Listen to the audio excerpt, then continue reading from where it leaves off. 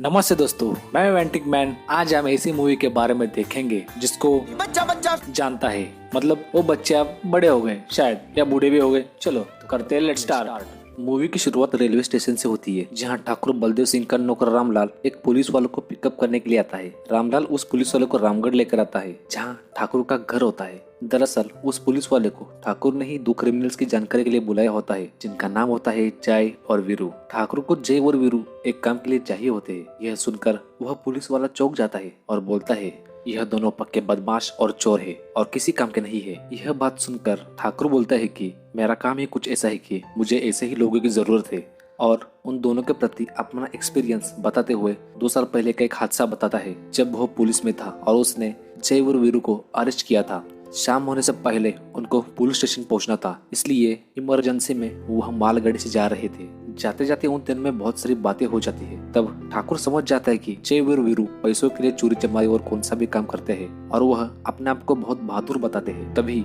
मालगाड़ी लूटने के लिए डाकू उनके ट्रेन के ऊपर हमला करते हैं। ठाकुर और उसके 2 कांस्टेबल डाकू के ऊपर हमला करते वक्त उसमें 2 कांस्टेबल मारे जाते हैं। ठाकुर को उन डाकुओं से अकेला लड़ता देख वीरू उसे बोलता है कि जेलर साहब, हमें हमारी बहादुरी साबित करने का मौका दीजिए। यह सुनकर ठाकुर भागने की कोशिश मत करना ऐसा बोलकर उन दोनों की बेड़ियां तोड़ देता है और उन्हें अपने साथ उन डाकुओं से लड़ाई करने के लिए लेता है। जय और वीरू बहुत ही बहादुरी के साथ उन डाकुओं का मुकाबला करते हैं और ट्रेन को रिहा करते हैं। डाकुओं की चपट से ट्रेन को रिहा करके जब जय और वीरू जैसे ही भागने की कोशिश करते हैं, तब ठाकुर उनको पकड़ता है। लेकिन लड़ाई के दौरान ठाकुर को गोली लगी रहती है और वह उन दोनों के सामने ही गिर जाता है। उनको पता होता है कि अगर ठाकुर को उन्होंने अस्पताल में भर्ती किया तो उनको वापस जेल जाना पड़ेगा। उसे जख्मी हालत में उधर ही छोड़ दिया तो वह मर जाएगा। ठाकुर को बचाने के बारे में उन दोनों में डिस्कशन होता है। फैसला लेने के लिए टॉस करते हैं। दरअसल जय को कोई भी अच्छा फैसला लेते वक्त टॉस करने की आदत होती है, और हेड आने पर वह वही फैसला लेता है जो अच्छा होता है। उस बार भी हेड आता है, वह ठाकुर को बचा लेते हैं। सीन प्रेजेंट में आता है। ठाकुर उन दोनों की तारीफ करके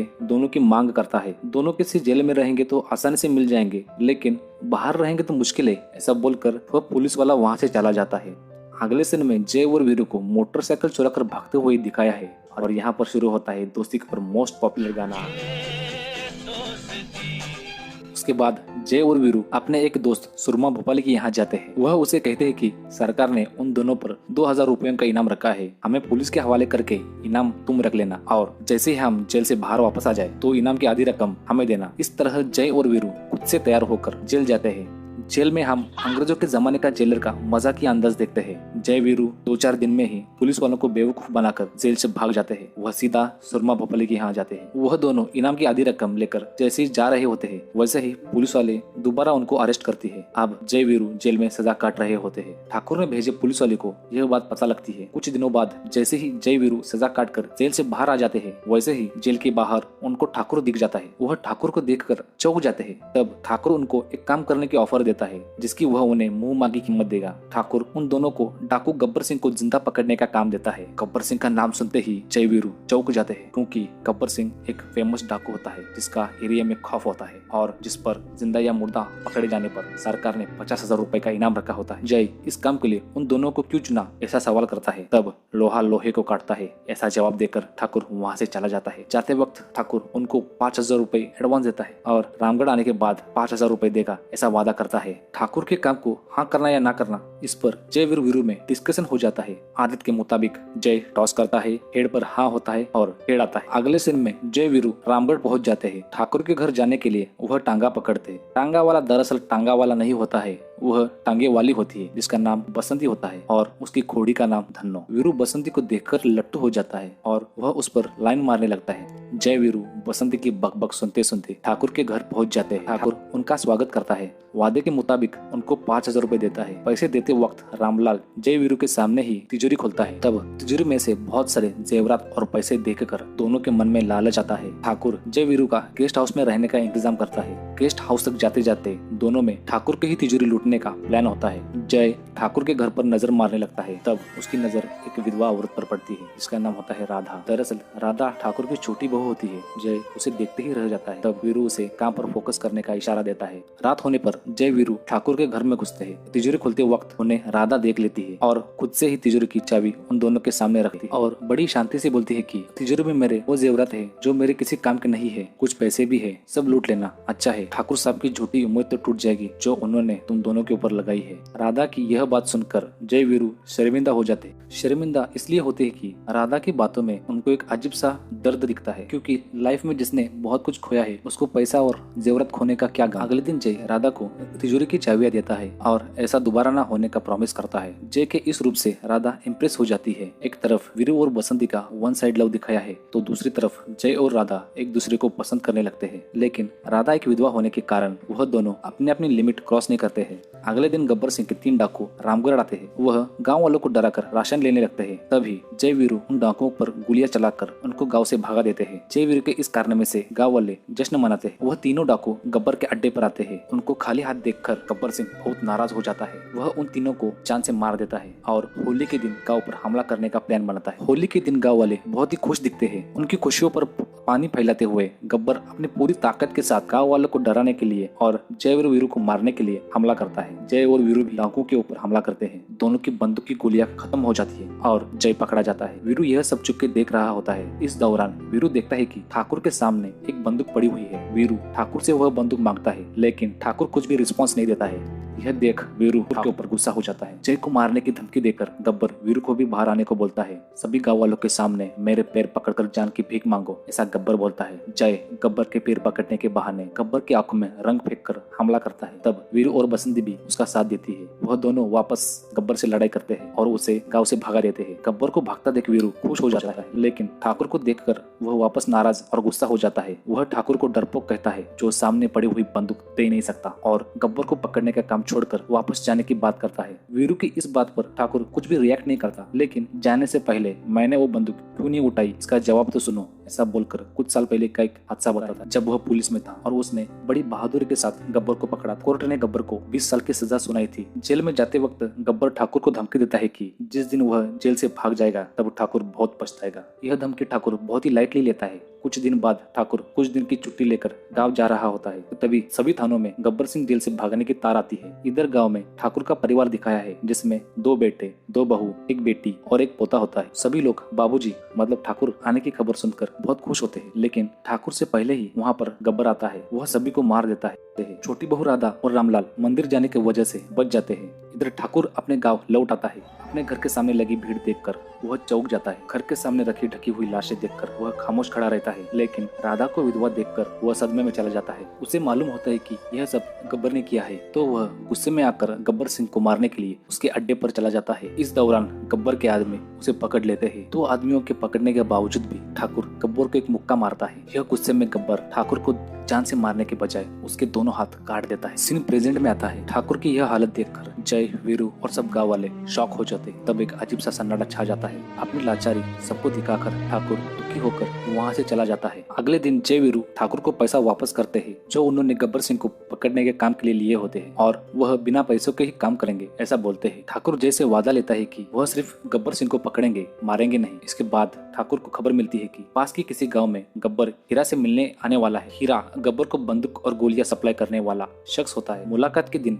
गब्बर और हीरा अपने महफिल में बिंदास होते हैं। तभी जय वीरू उन पर हमला करते हैं। इस दौरान जय को गोली लगकर वह जख्मी हो जाता है। यह देख राधा डर जाती है। वह दौड़ते हुए जय को देखने के लिए आती है। तभी वह ठाकुर को देखकर रुक जाती है और अपने लिमिट में रहती है। यह देख ठाकुर समझ जाता है कि राधा जय को पसंद करने लगी है। गब्बर बच निकला, लेकिन उसका आधे से ज्यादा बारूद नष्ट करने की खबर वीरू ठाकुर को देता है। अगले सीन में जय वीरू बातें करते नजर आते हैं। तब वीरू जय को बसंती की मौसी से मिलने के लिए बोलता है ताकि वीरू की बसंती से शादी हो जाए, लेकिन मौसी शादी से इनकार करती है। यह बात पता लगने पर वीरू दारू पी के सुसाइड करने के लिए पानी की टंकी के ऊपर चढ़ जाता है। वह गांव वालों के सामने तमाशा करता है। मौसी ने बसंती और उसकी शादी के लिए इनकार किया है। बसंती वीरू से प्यार करने के कारण शादी से तैयार हो जाती है तो मौसी भी गांव वालों के रिक्वेस्ट करने पर मान जाती है। इस तरह वीरू का सुसाइड का नाटक खत्म हो जाता है। इसके बाद गांव का एक नौजवान लड़का जिसका नाम अहमद होता है, वह नौकरी करने के लिए अपने बूढ़े और अंधे बाप को छोड़कर शहर जा रहा होता है। जाते समय रास्ते में उसे गब्बर के आदमी देख लेते हैं। गब्बर उस लड़के को मार देता है और उसकी लाश उसी के घोड़े पर लिटाकर रामगढ़ वापस भेज देता है। साथ में एक चिट्ठी भी भेज देता है। अपने बेटे की लाश को छूकर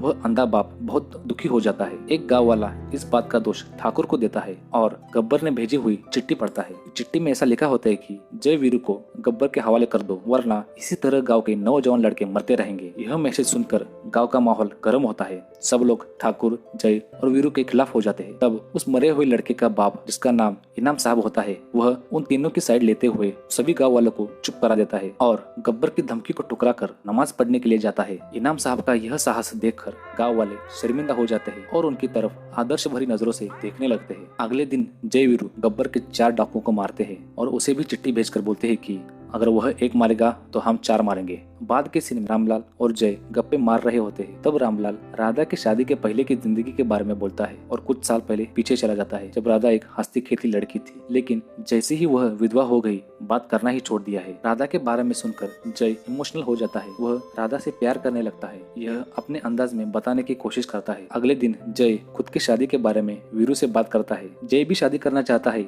यह सुनकर वीरू हंसने लगता है, लेकिन राधा का नाम सुनकर वह चौंक जाता है और उसकी बातें सुनने लगता है। ठाकुर भी राधा के पिता से राधा की शादी के बारे में बात करता है। यह सुनकर राधा भी खुश हो जाती है। इस तरफ जय का भी कुछ ऐसा ही हाल होता है। जय और वीरू सब कुछ ठीक हो जाने के बाद इसी गांव में शादी करके सेटल होने का सोचते हैं और वह चोरी चमारी छोड़कर एक अच्छी जिंदगी बिताने के सपने देखने लगते हैं। तब जय वीरू को याद दिलाता है कि उसे बसंती को मिलने के लिए तालाब पर जाना था। तब वीरू निकल पड़ता है, लेकिन तालाब पर वीरू से पहले ही गब्बर के आदमी पहुंच जाते हैं। बसंती उनको देख कर के मारे टांगा लेकर भागने लगती है, लेकिन बाद में पकड़ी जाती है। तो दूसरी तरफ बसंती के पीछे आया हुआ वीरू भी पकड़ा जाता है। जब गब्बर वीरू को बांधकर उसे मारने वाला होता है, तब बसंती चिल्लाती है। यह देखकर गब्बर वीरू और बसंती के रिश्ते के बारे में समझ जाता है। इसका फायदा उठाते हुए वह बसंती को धमकी देता है कि जब तक वह नाचेगी तब तक वीरू जिंदा रहेगा। वीरू से प्यार के खातिर बसंती कड़ी धूप में चक्कर आकर गिरने तलक नाचती है। जैसे ही वह चक्कर आकर गिर जाती है, तब तक जय आ जाता है। वह गब्बर पर बंदूक तान कर वीरू और बसंती को रिहा कर देता है। जाते समय वीरू बंदूक और कुछ गोलियां भी लेता है। जैसे ही वह गब्बर का अड्डा छोड़कर भाग जाते हैं, वैसे ही गब्बर के कुछ डाकू का पीछा करते हैं। भागते समय जय घोड़े से गिर जाता है। इस वजह से वह तीनों एक पत्थर के पीछे छिपकर डाकुओं का मुकाबला करते हैं। गोलियां कम होती है और घोड़ा एक ही होता है। उसी एक घोड़े पर जय वीरू से कहता है कि तुम बसंती को लेकर गांव में चले जाओ, लेकिन वीरू जय को अकेला छोड़कर जाने के लिए तैयार नहीं होता है। इस बारे में दोनों में बहस हो जाती है। आखिर में जय टॉस करता है, टेढ़ आता है और वीरू को जाना पड़ता है। गोलियां खत्म हो रही होती है, लेकिन लड़ाई कुछ खत्म होने का नाम नहीं लेती। जय को पीठ पर एक गोली लगी होती है। वह बहुत जख्मी हो जाता है। कोई रास्ता न होने के कारण जय आगे जाकर गोलियां मारने लगता है। तभी डाकू जय की तरफ बॉम्ब फेंकते हैं। बॉम्ब फटने पर जय गिर जाता है। लड़ाई में जय ने गब्बर के बहुत सारे डाकुओं को मारा होता है। बचे हुए डाकू जय मर गया यह समझकर भाग जाते हैं, लेकिन जय में अभी जान बाकी होती है। तब तक वीरू आ जाता है। उसके पीछे ठाकुर और सब गाँव वाले भी आए होते हैं। जय अपने आखिरी सांसें गिन रहा होता है। वीरू बहुत दुखी हो जाता है। जय का वक्त खत्म हुआ होता है। मेरी यह लव स्टोरी अधूरी रह गई, ऐसा बोलकर जय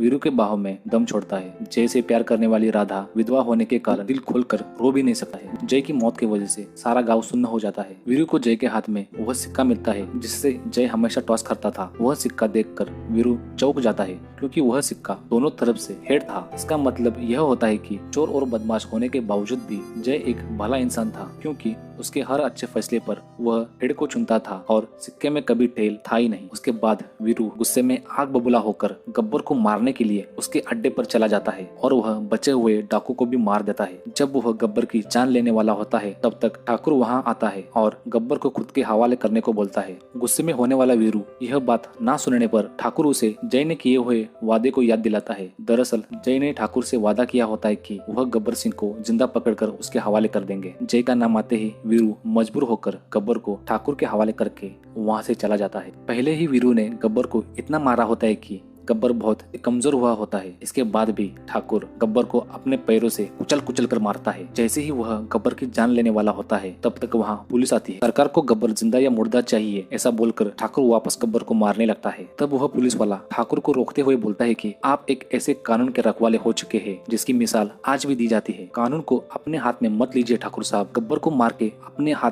गंदे मत कीजिए, ऐसी रिक्वेस्ट वह पुलिस वाला करने लगता है। यह बात सुनकर ठाकुर गब्बर को पुलिस के हवाले करके गब्बर के प्रति अपना सारा गुस्सा दबाते हुए वहाँ से चला जाता है। आखिर में वीरू, ठाकुर और सब गाँव वालों की मौजूदगी में जय पर अंतिम संस्कार होते हैं। अपना सब दर्द, दुख, प्यार, मजबूरी सफेद साड़ी के पीछे छिपाकर राधा यह नजारा दूर से देख रही होती है। खिड़की बंद कर लेती है और उनकी प्रेम कहानी अधूरी रह जाती है। और आखिर में वीरू रामगढ़ छोड़कर चला जा रहा होता है। ठाकुर उसे हौसला देते हुए अलविदा कहता है। ट्रेन में आकर वीरू बसंती को देखता है। वह दोनों गले लगते हैं